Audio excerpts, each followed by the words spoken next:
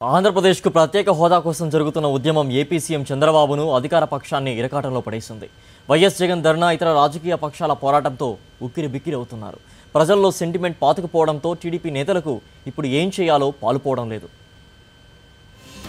ఆంధ్రప్రదేశ్కు ప్రత్యేక హోదాపై ఇచ్చిన మాట నిలబెట్టుకోవాలని డిమాండ్ చేస్తూ తిరుపతిలో కోటి ఆత్మహత్యాయత్నం చేశాడు. మరోవైపు ఢిల్లీలో ధర్నాకు వైఎస్ జగన్ పిలుపుతో ప్రత్యేక హోదా నినాదం మరింత వేడెక్కింది. కేంద్రంలో 2 మంత్రి పదవులు అనుభవిస్తున్న టీడీపీ ఈ అంశంపై ఇప్పుడు గట్టిగా మాట్లాడడం లేదు. సమైక్యాంధ్ర ఉద్యమంలో కాంగ్రెస్ కేంద్ర మంత్రులకు ఎదురైన పరిస్థితి ఇప్పుడు టీడీపీకి ఎదురవుతోంది.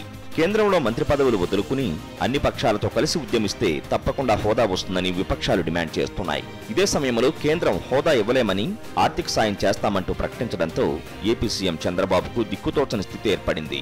చంద్రబాబుకు ప్రత్యేక టెన్షన్, ఉద్యమంలా మారిన ప్రత్యేక హోదా డిమాండ్.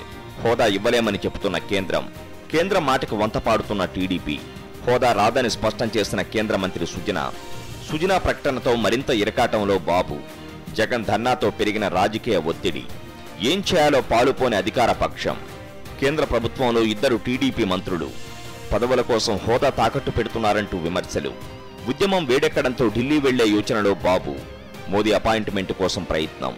టర్కీ నుంచి వచ్చిన చంద్రబాబు ఈ అంశంపై పార్టీ నేతలతో చర్చించారు.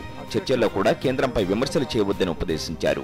చంద్రబాబు తీసుకున్న ఈ నిర్ణయం పార్టీ నేతలకు కూడా మింగుడు పడటం లేదు. మరోవైపు టీడీపీకి చెందిన కేంద్ర మంత్రి సుజనా చౌదరి అసలు హోదా రాదని కూడా కుండబద్దలు కొట్టడంతో మరింత ఇరకాటంలో పడ్డారు. ప్రజల్లో చులకనైపోతున్నామని గ్రహించిన చంద్రబాబు ఇప్పుడు ఎట్టకేలకు ఢిల్లీ వెళ్లేందుకు నిర్ణయించారు. ఈ నెల 16 నుంచి 20 లోపు ప్రధానిని కలిసేందుకు ప్రయత్నిస్తున్నట్టు పార్టీ నేతలు లీకులు వదిలారు. అది నిజమా లేక విమర్శల కోసం తాత్కాలిక ఉపశమనం కోసమా అన్న తేలాల్సి ఉంది.